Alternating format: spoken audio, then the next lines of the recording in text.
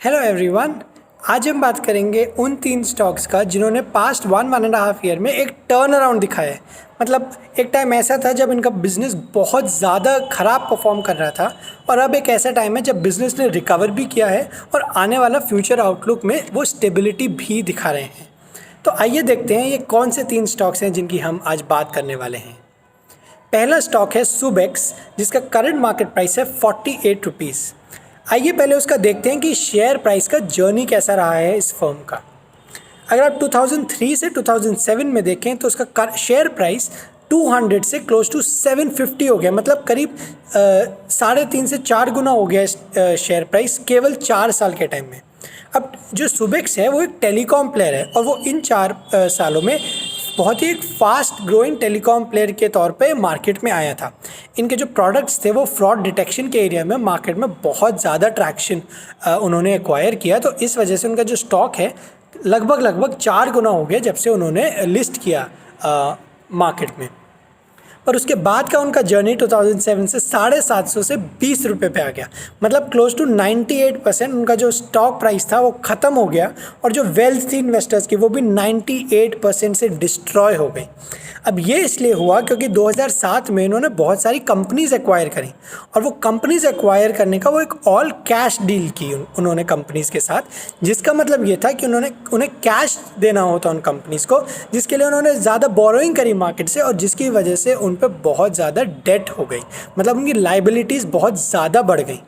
अब ये एक ऐसा भी पीरियड था जब 2008 का ग्लोबल फाइनेंशियल क्राइसिस आया।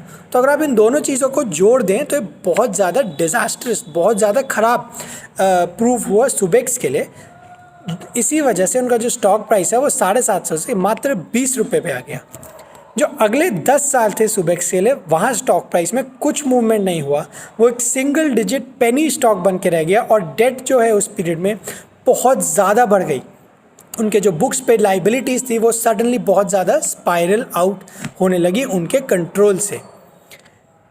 पर जो आने वाला टाइम था, मतलब जो अब से 1-1.5 साल पुरानी बात है, उन्होंने जो 2018 में अपनी सारी डेट क्लियर करी और अब वो नए टेक्नोलॉजी के बेसिस में, नए प्रोडक्ट्स के बेसिस पे नए मार्केट्स में एंटर कर रहे हैं और इसलिए अब उन्होंने टर्न अराउंड भी दिखाना शुरू किया है, जो कि आप इस चार्ट में देख पा रहे हैं। 3 रुपये के प्राइस से अब वो लास्ट 1.5 साल में 50 रुपये तक पहुँच गया है। तो अगर आप इस पूरे चार्ट को देखो तो क्या मैं ऐसा बोल रहा हूँ कि आपको सारे अपने पैसे इस स्टॉक में लगा देने चाहिए? नहीं। क्या मैं ऐसा बोल रहा हूँ कि ये स्टॉक फिर से 750 के लेवल पे जाएगा जहाँ ये 2007 पे था? बिल्कुल भी नहीं। पर क्या मैं ऐसा बोल रहा हूँ कि अब बिज़नेस थोड़ा स्टेबल हो रहा है और आने वाले टाइम में इस बिज़नेस में ग्रोथ का पोटेंशियल है?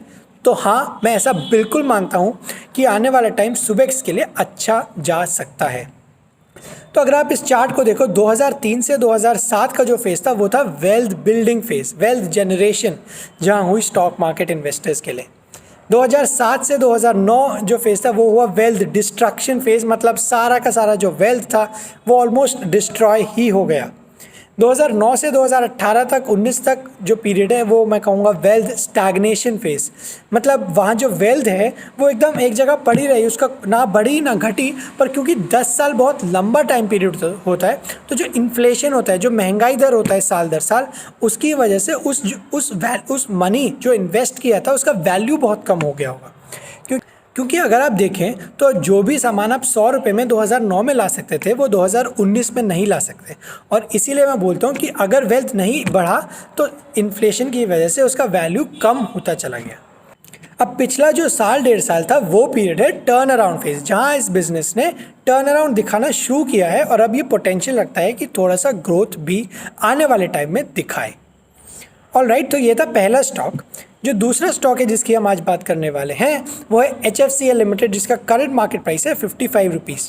अब ये कंपनी ऑप्टिकल केबल्स और ऑप्टिकल फाइबर्स बनाती है, जो कि नए 4G 5G जो टेक्नोलॉजीज़ आती हैं उनको सपोर्ट करते हैं।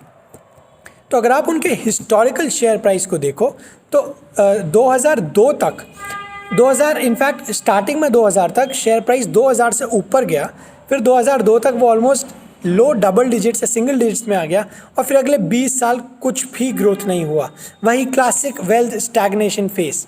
और अगर आप इस चार्ट को देखें तो आप ये सोच सकते हैं कि इसमें टर्न अराउंड कहाँ हो रहा है, क्योंकि इस चार्ट में कहीं भी वो टर्न अराउंड दिख नहीं रहा है। तो जो टर्न अराउंड की मैं बात कर रहा हूँ वो है यहाँ। अब आप ये सोचेंगे कि ये बहुत ही छोटा सा टर्न अराउंड है और इसमें ऐसा क्या हो गया कि मैं इसको टर्न अराउंड कह रहा हूँ। तो उसके लिए आइए देखते हैं कि लास्ट का 1 साल का चार्ट कैसा दिखता है, और यहाँ आपको टर्न अराउंड थोड़ा ज़्यादा क्लियरली भी दिखेगा। तो जो स्टॉक प्राइस था वो 20 रुपये था 2020 नवंबर के आसपास, जो कि जंप करके अब 80 और अब क्लोज टू 60-65 लेवल्स पे चल रहा है। तो ये था टर्न अराउंड। तो आइए अब देखते हैं कि टर्न अराउंड हुआ क्यों। HFCL के साथ था कि वो राइट टाइम पे राइट प्लेस पे थी, क्योंकि मैंने आपको बताया वो ऑप्टिकल फाइबर्स प्रोड्यूस करते हैं, ऑप्टिकल केबल्स प्रोड्यूस करते हैं, और बीते टाइम में कोरोना वायरस की वजह से सारे बिजनेसेस जो हैं वो रिमोट मोड पे चले गए हैं, ऑनलाइन मोड पे चले गए हैं। तो जो ब्रॉडबैंड इक्विपमेंट था उनका जो डिमांड था वो बहुत ज़्यादा बढ़ गया है, जिसकी वजह से HFCL को बहुत फ़ायदा भी हुआ है। उन्होंने कुछ विलेजेस में कंप्लीट इंटरनेट प्रोवाइड करने का भी रिस्पॉन्सिबिलिटी लिया है, और अब 2 विलेजेस हैं जहां HFCL इंटरनेट प्रोवाइड करता है, और ये एक ऐसा इनिशिएटिव है जहां उन्हें गवर्नमेंट से भी सपोर्ट मिलता है।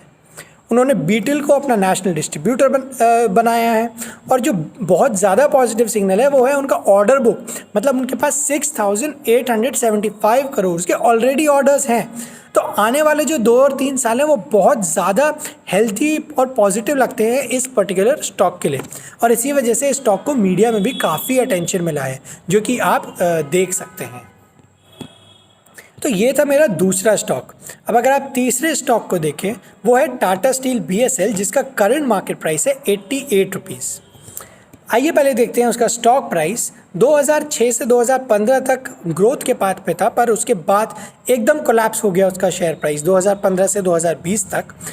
और ये इसलिए हुआ क्योंकि वो कंपनी ने बहुत ज़्यादा डेट एक्वायर कर रखा था। पर उससे पहले देखते हैं कि टर्न अराउंड कहाँ से हुआ।